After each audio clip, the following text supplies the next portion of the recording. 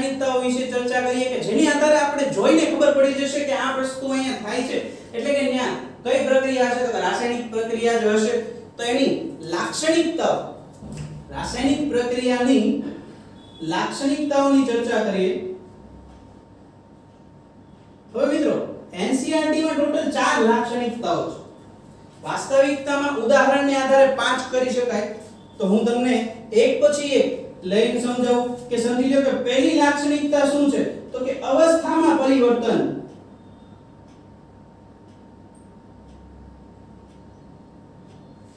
અવસ્થામાં પરિવર્તન તો એ પણ એક લાક્ષણિકતા છે કે જે રાસાયણિક પ્રક્રિયા નક્કી કરી શકાય જેને આધારે। તો બીજું કઈ છે તો કે બીજું છે રંગમાં પરિવર્તન।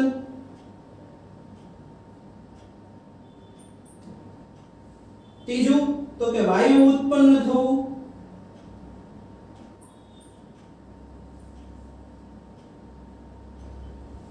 ચોથી પ્રક્રિયા અથવા ચોથી લાક્ષણિકતા તો કે તાપમાનમાં પરિવર્તન થવું। તો મિત્રો આ ચાર તો શું છે તો કે એનસીઈઆરટી માં તમને આપી છે પણ જે હું પાંચમી લખવાનો છું એ એનસીઈઆરટી માં આપણને ઉદાહરણથી આપણે સમજી શકીએ કે શું તો કે અવક્ષેપણ થવું। મિત્રો આ રાસાયણિક આ જે લાક્ષણિકતાઓ છે એ માત્ર ને માત્ર ખાલી લખવાથી નહીં પણ હું તમને એના ઉદાહરણથી સમજાવું કે કેવી રીતે આપણે એને સમજી શકાય। તો સૌથી પહેલા આપણે પહેલી લાક્ષણિકતા જોઈએ તો એ શું છે અવસ્થામાં પરિવર્તન। હવે અવસ્થામાં પરિવર્તન આવે ને એટલે ઘણા બધા જે છે સ્ટુડન્ટ ભૂલા પડી જાય એને અવસ્થામાં પરિવર્તન ન સમજે। જેમ કે હું અહીંયા એક ઉદાહરણથી સમજાવું અને તમે મને કહેજો કે રાસાયણિક પ્રક્રિયા છે કે ભૌતિક ફેરફાર છે। તો H2O કે જે વરાળના સ્વરૂપમાં છે ગેસના સ્વરૂપમાં છે એમાંથી H2O કે જે પ્રવાહીના સ્વરૂપમાં હશે H2O કે જે સોલિડ એટલે કે ઘન બરફના સ્વરૂપમાં છે। હવે મિત્રો અહીંયા તમે જો આપણે અહીંયા શું કર્યું છે તો કે એક અવસ્થામાં પરિવર્તન તો થાય છે એક વાયુ છે પછી એમાંથી ઘન થાય સોરી વાયુમાંથી પ્રવાહી થાય પ્રવાહીમાંથી ઘન અવસ્થામાં પરિવર્તન થાય છે। સાહેબ અવસ્થામાં પરિવર્તન થાય એટલે આને રાસાયણિક પ્રક્રિયા કહેવાય। તો સાહેબ તમે તો આ ભૌતિક ફેરફારમાં લીધું હતું તમે જ કીધું હતું કે આને રાસાયણિક પ્રક્રિયા ન કહેવાય તો હજી હું એમ જ કહું છું કે આને રાસાયણિક પ્રક્રિયા ન કહેવાય આને રાસાયણિક પ્રક્રિયા કહેવાય નહીં। તો તમે આને કેવી રીતે સાબિત કરશો કે આ ભૌતિક ફેરફાર છે કે રાસાયણિક પ્રક્રિયા છે। હવે જો મિત્રો એની માટે બહુ સિમ્પલ વસ્તુ છે। અહીંયા જો આ એક જ છે કે જેમાં કોઈ પણ બીજો પ્રક્રિયા કોઈ પણ એડ નથી થતો કે આમાંથી કોઈ છૂટું નથી પડતું આના બંધારણમાં કઈ ફેરફાર નથી થયો માટે જો બંધારણમાં ફેરફાર નથી થતો તો આ રાસાયણિક ફેરફાર નથી। રાસાયણિક ફેરફાર નથી એટલે આ રાસાયણિક પ્રક્રિયા નો કહેવાય મિત્રો। સમજાય છે। અને એક હું બીજું ઉદાહરણ લઈ લો કે જે આપણી પ્રવૃત્તિ 1 હતી કે જેમાં આપણે ડિસ્કશન કર્યું હતું અહીંયા હું લઈ લઉં કે મેગ્નેશિયમ જે ઘન અવસ્થામાં હશે મેગ્નેશિયમની પટ્ટી ઓક્સિજન લઈ લ્યો કે આ ઓક્સિજન કયા સ્વરૂપમાં હશે વાયુ સ્વરૂપમાં હશે એની બેની વચ્ચે પ્રક્રિયા થઈને મેગ્નેશિયમ ઓક્સાઇડ। હવે મિત્રો આના બંધારણય જુદા છે જો આ બે કરતાનું બંધારણ જુદું છે માટે આ શું છે તો કે આ એક તો ઘન સ્વરૂપમાં છે આ વાયુમાંથી ઘનમાં ગયું અવસ્થામાં પરિવર્તન થયું કારણ કે આપણે અવસ્થામાં પરિવર્તનને આધારે શીખીએ છીએ કે અહીંયા અવસ્થામાં પરિવર્તન થાય છે માટે આ પ્રક્રિયા કઈ છે રાસાયણિક પ્રક્રિયા છે। બીજું એનું બંધારણ પણ બદલાય છે માટે આ પણ કઈ પ્રક્રિયા છે રાસાયણિક પ્રક્રિયા છે। મિત્રો અહીંયા અમે સંતુલિત નથી કરી એટલે હાલો ચાલો આપણે રીતે શીખતા જઈએ। સંતુલિત કરવાનો મતલબ એમ કે ડાબી બાજુ જમણી બાજુ પરમાણુ સરખા હોવા જોઈએ। અહીંયા Mg કેટલા 1 તો આ બાજુ ગણી લ્યો તો કેટલા 1 અહીંયા કેટલા છે તો કે 2 ઓક્સિજન છે અહીંયા ઓક્સિજન કેટલા 1 તો હું બગડો આની પાછળ મેકું ના મિત્રો પાછળ ન મેકાય હંમેશા રાસાયણિક પ્રક્રિયા સંતુલિત કરતી વખતે આગળ જ મેકવો પડે પૂર્વક તરીકે બરાબર મિત્રો। તો હવે અહીંયા Mg 2 થઈ ગયા કારણ કે આ બગડો આની સાથે ગુણાય સાહેબ ઈ કેવી રીતે તો એની માટે હું તમને અહીંયા સમજાવું કે જેમ કે આ 2 છે અને કૌંસમાં 3 + 2 છે તો આ બગડો છે ઈ કોની હારે ગુણાય 3 સાથે પણ ગુણાય ને 2 સાથે પણ ગુણાય એવી જ રીતે આ બગડો છે ઈ Mg સાથે ગુણાય અને ઓક્સિજન સાથે ગુણાય માટે Mg2 થયા તો આ 2 ચિંતા ન કરતા આની માટે આખો અલગથી એક વ્યવસ્થિત લેક્ચર છે બરાબર મિત્રો તો હવે અહીંયા આ રાસાયણિક પ્રક્રિયા સંતુલિત થઈ ગઈ અને અવસ્થામાં પરિવર્તન આપણે ભણ્યા તો ચાલો આપણે એક બીજી આપણે ભણીએ શું છે તો કે રંગમાં પરિવર્તન બીજી લાક્ષણિકતા રંગમાં પરિવર્તન હવે મિત્રો રંગમાં પરિવર્તન એટલે શું તો કે રંગમાં પરિવર્તન થતો હોય એક આપણે એનું ઉદાહરણ જોયું તો બીજી પ્રવૃત્તિ અથવા ચાલો આપણે એ પ્રવૃત્તિને રિપીટ જ કરીએ ચાલો રિપીટ કરી લઈએ ઝડપથી Pb NO3 ટ્વાઇસ વત્તા પોટેશિયમ આયોડાઇડ હવે પોટેશિયમ આયોડાઇડ સાથે પ્રક્રિયા થઈ અને અહીંયા શું બને છે તો કે PbI2 વત્તા શું બન્યું હશે તો અહીંયા વત્તા બન્યું હશે પોટેશિયમ નાઇટ્રેટ હવે મિત્રો આનો રંગ કેવો હોય તો કે આ પીળા રંગના હોય જ્યારે આ બંને કેવા હશે રંગવિહીન હશે જ્યારે PbNO3 અને Ki એટલે કે પોટેશિયમ આયોડાઇડ આ બંને કેવા હોય તો કે રંગવિહીન હોય છે જ્યારે આ કેવું હશે આ પદાર્થ આપણને પીળા રંગનો અથવા પીળા રંગના અવક્ષેપ આપે છે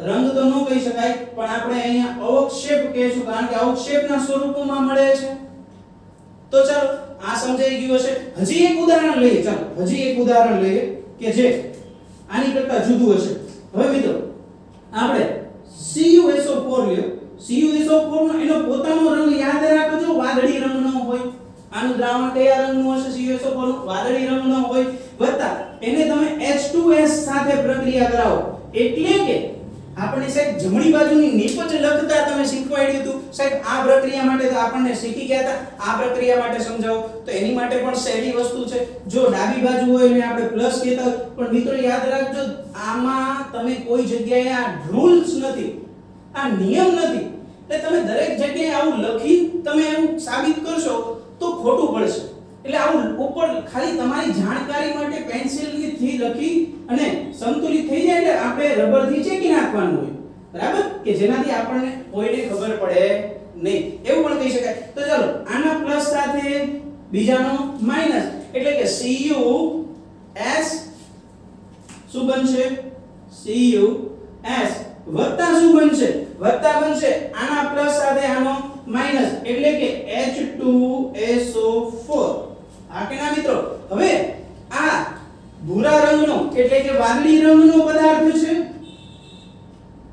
જ્યારે આનું આ તો વાયુ સ્વરૂપમાં હોય અને વાયુ સ્વરૂપમાં ન હોય તો પાણીમાં જો એને દ્રાવ્ય કરો તો રંગવિહીન હશે પણ જ્યારે આ કેવા રંગનો હોય છે તો કે આ કાળા રંગના અવક્ષેપ આપે કયા રંગના અવક્ષેપ આપે છે કાળા રંગના તો અહીંયા જો મિત્રો પાછું શું થયું પાછા રંગ બદલાણો માટે શું થયું તો રંગ બદલાણો છે માટે ઈ રાસાયણિક પ્રક્રિયા છે એવું કહી શકાય છે આ કેના મિત્રો કારણ કે વાદળીમાંથી કેવો રંગ થઈ ગયો કાળા રંગનો થઈ ગયો દ્રાવણ આખું દ્રાવણ કાળા રંગનું થાય તો રાસાયણિક પ્રક્રિયા થઈ છે તેમ કહેવાય કારણ કે રંગમાં પરિવર્તન થયો છે બરાબર મિત્રો તો આપણે જોઈએ ત્રીજું વાયુ ઉત્પન્ન થવું ત્રીજી લાક્ષણિકતા આપણી કઈ છે વાયુ ઉત્પન્ન થવું હવે વાયુ ઉત્પન્ન થવું એની માટે ઘણી બધી પ્રક્રિયાઓ છે એમાંથી હું તમને અત્યારે અહીંયા બે આપું સૌથી પહેલા Zn H2SO4 it gives ZnSO4 H2 હવે મિત્રો અહીંયા જો આ પ્રક્રિયા આપણે નાના હતા ને 8મા ધોરણમાં ત્યારે આપણને આવતી હતી કે કોઈ પણ ધાતુ સાથે જ્યારે એસિડની પ્રક્રિયા થાય ત્યારે હાઇડ્રોજન વાયુ મુક્ત થાય તો જો ધાતુ Zn ધાતુ છે એની સાથે H2SO4 એસિડ છે એની પ્રક્રિયા થઈને શું છૂટું પડ્યું હાઇડ્રોજન વાયુ જો એમાંથી વાયુ નીકળે છે તો એ પ્રક્રિયા કઈ હશે તો કે રાસાયણિક પ્રક્રિયા હશે આની પરથી નક્કી થઈ જાય તો આપણે ચલો આની માટે નિયમ આપણે શીખવાડી દીધો તો પણ હજી એક હું તમને એક ઉદાહરણ આપું કે જેમાં કેલ્શિયમ કાર્બોનેટ ચૂનાનો પથ્થર હોય તો એને તમે ગરમ કરો એટલે એમાંથી calcium oxide plus carbon dioxide વાયુ મુક્ત થાય અહીંયા જો પાછો આ વાયુ મુક્ત થાય છે આ વાયુ મુક્ત થાય તો આ પ્રક્રિયાને કઈ પ્રક્રિયા કહેવાય તો આ પ્રક્રિયાને રાસાયણિક પ્રક્રિયા કહેવામાં આવે છે તો આ બીજી લાક્ષણિકતા હતી. હવે આપણે જોઈએ ચોથી લાક્ષણિકતા. તો ચોથી લાક્ષણિકતા કઈ છે? તો કે તાપમાનમાં પરિવર્તન. હવે મિત્રો તાપમાનમાં પરિવર્તન છે ને એ ખૂબ જ સારી અને મજા આવે એવું છે. એક્ઝામ ની દ્રષ્ટિએ બહુ સારો એવો ટોપિક છે, કારણ કે અહીંયા તાપમાનમાં બે વસ્તુ થઈ શકે.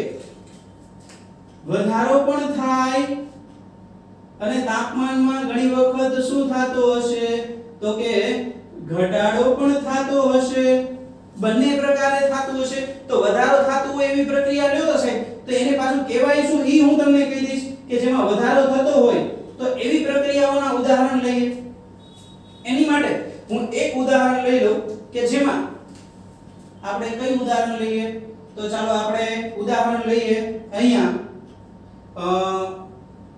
Zn plus H2SO4 it gives ZnSO4 plus H2. હવે મિત્રો અહીંયા જ્યારે Zn ની એસિડ સાથે પ્રક્રિયા થાય, ધાતુ સાથે પ્રક્રિયા થાય ત્યારે હાઇડ્રોજન વાયુ ઉત્પન્ન થાય છે. સાથે સાથે જે બીકર હશે એટલું બધું ગરમ થઈ જાય છે કે જેને આધારે આપણે કહી શકીએ કે અહીંયા તાપમાનમાં વધારો થયો, અહીંયા ગરમી ઉત્પન્ન થઈ, ઉષ્મા ઉત્પન્ન થઈ. જો રાસાયણિક ભાષામાં કહીએ તો ઉષ્મા ઉત્પન્ન થાય છે, માટે અહીંયા તાપમાનમાં શું થાય છે? વધારો થાય છે. અને એને આધારે આપણે શું નક્કી કરી શકીએ? આ રાસાયણિક પ્રક્રિયા છે તેવું નક્કી કરી શકાય છે. ચાલો સાહેબ આપણે એક બીજું એક સરળ ઉદાહરણ લઈએ કે જે બાયોલોજીના દ્રષ્ટિએ પણ કામનું થાય. તો હું તમને કહું H12O6 વત્તા 6 ઓક્સિજન સાથે આની પ્રક્રિયા થાય એટલે એમાંથી 6 કાર્બન ડાયોક્સાઇડ વત્તા 6 H2O વત્તા ઊર્જા છૂટી પડે અથવા ઉષ્મા છૂટી પડે.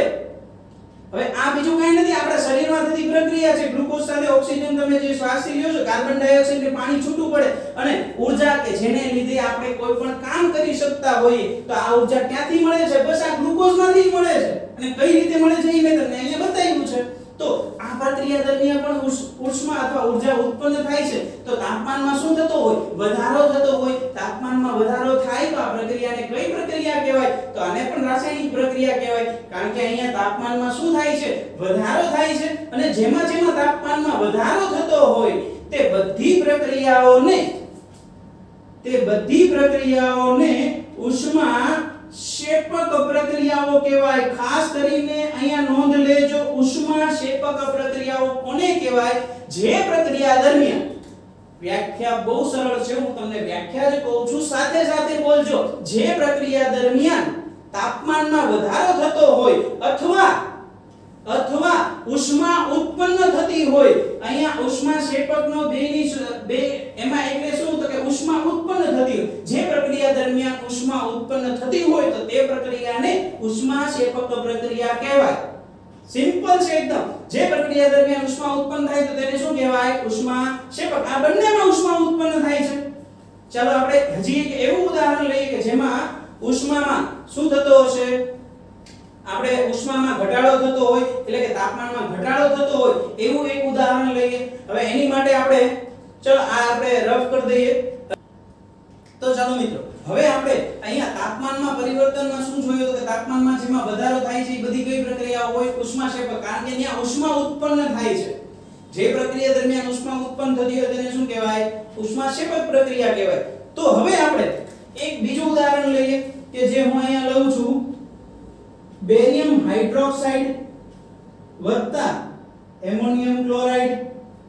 હવે મિત્રો બેરિયમ હાઇડ્રોક્સાઇડ અને એમોનિયમ ક્લોરાઇડ સાથે જ્યારે પ્રક્રિયા થાય ત્યારે અહીંયા બેરિયમ ક્લોરાઇડ વત્તા અહીંયા શું બનવાનું છે? એમોનિયમ હાઇડ્રોક્સાઇડ બને છે. હવે આ મિત્રો જ્યારે આ બંનેને ભેગી કરો એટલે કે કોને? તો કે બેરિયમ હાઇડ્રોક્સાઇડ અને એમોનિયમ ક્લોરાઇડના દ્રાવણને જેવું તમે ટેસ્ટ ટ્યુબમાં બેને અલગ અલગ લીધા પછી તમે જેવી ભેગી કરો એકદમ ઠંડી ટેસ્ટ ટ્યુબ થઈ જાય. જેવી આની બેની વચ્ચે પ્રક્રિયા થાય એવી ઠંડી થઈ જાય. કેમ? તો કે ઉષ્માનું શું કરે છે? બહારથી શોષણ કરે છે. આજુબાજુમાંથી ઉષ્માનું શોષણ કરે છે. શોષણ કરે માટે આજુબાજુનું વાતાવરણમાં તાપમાન શું થઈ જાય? ઘટી જાય. તાપમાનમાં ઘટાડો થાય અને ઉષ્માનું શું થાય છે? શોષણ થાય. માટે આવી જે પ્રક્રિયાઓ હોય તેને શું કહેવાય? તો તેને ઉષ્મા શોષક પ્રક્રિયાઓ કહેવાય. ઉષ્મા શોષક. હવે મિત્રો ઉષ્મા શોષક પ્રક્રિયાની વ્યાખ્યા શું હશે? તો કે જે પ્રક્રિયા દરમિયાન ઉષ્માનું શોષણ થતું હોય તો તે પ્રક્રિયાને ઉષ્મા શોષક પ્રક્રિયાઓ કહેવામાં આવે છે. સિમ્પલ છે, એકદમ સિમ્પલ. ઉષ્માનું શોષણ થતું હોય તો તે પ્રક્રિયાને શું કહેવાય? ઉષ્મા શોષક પ્રક્રિયા કહેવાય છે. ક્લિયર? તો ચાલો મિત્રો હવે આપણે પાંચમી લાક્ષણિકતા ભણીએ. આપણી પાંચમી લાક્ષણિકતા છે અવક્ષેપણ થવું. તો મિત્રો અવક્ષેપણ થતું હોય, અવક્ષેપણ એટલે શું? પહેલા તો અવક્ષેપણ એટલે શું અથવા અવક્ષેપ એટલે શું? અવક્ષેપણ એટલે અવક્ષેપ ઉત્પન્ન થવા અને અવક્ષેપ એટલે શું? તો અવક્ષેપ એટલે એવો પદાર્થ જે અદ્રાવ્ય રહેતો હોય તો તેને અવક્ષેપ કહેવાય છે. તો ચાલો મિત્રો આપણે કેટલીક પ્રક્રિયાઓના આના ઉદાહરણથી જોઈએ. તો આનું એક ઉદાહરણ હું અહીંયા લઈ લઉં. સોડિયમ ક્લોરાઇડ એટલે કે મીઠાનું જલીય દ્રાવણ વત્તા હું એમાં AgNO3 નાખી દઉં. AgNO3 સાથે પ્રક્રિયા થાય એટલે અહીંયાથી આપણી જૂની ટેકનિક થી આમાં તમે વિચારો ને ઝડપથી અહીંયા પોઝ કરી અને આનું જમણી બાજુ લખી નાખો. જમણી બાજુ શું આવતી હશે? તો હું તમને કહી દઉં, તમારે થઈ ગયું હશે એટલે ડાબી બાજુ વાળો પ્લસ, આ માઈનસ, આ પ્લસ, આ માઈનસ. તો આ પ્લસ સાથે માઈનસ શું?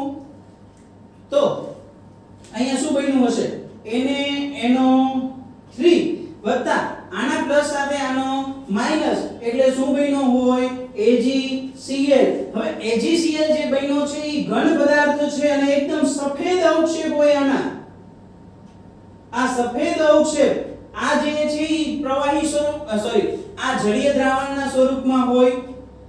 બરાબર? જલીય દ્રાવણ આપણે આગળ વાત કરી છે, આ બધું જલીય દ્રાવણમાં હશે. આ બધા રંગવિહીન હશે. આ રંગવિહીન, AgNO3 પણ રંગવિહીન. આ બંનેના દ્રાવણ જલીય દ્રાવણ કે હશે તો કે રંગવિહીન હોય.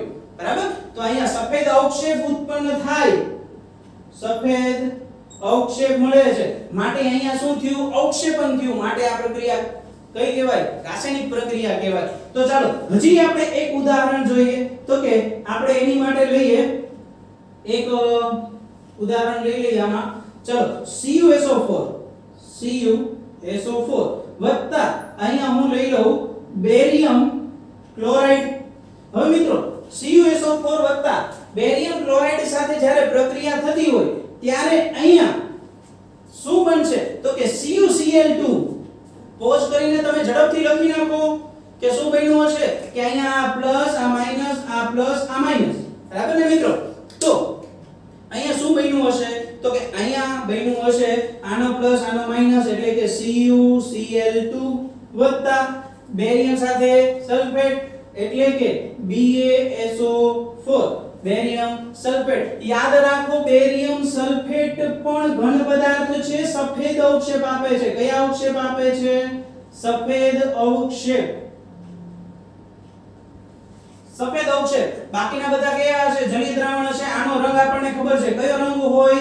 વાદળી રંગ હોય કે જે આપણે ડિસ્કશન કર્યું હતું. આ રંગવિહીન હોય.